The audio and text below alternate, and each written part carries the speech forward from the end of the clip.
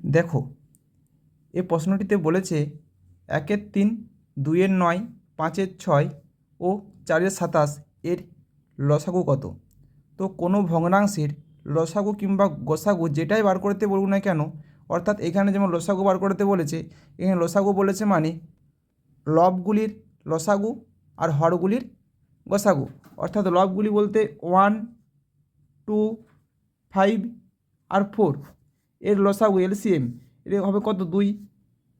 2-1-কে 2, 5 আর 2-2-এ 4, আর তো যাবে না, তাহলে 2 গুণিত 5 গুণিত 2, তাহলে 5 দুগুণে 10, 10 দুগুণে 20, তাহলে এখানে লিখব আমরা 20 বাই নিচে নিচে হরগুলির গসাগু অর্থাৎ 3, 9, 6 আর 27 এর এইচসিএম অর্থাৎ গসাগু, এটা 3 দিয়ে হবে।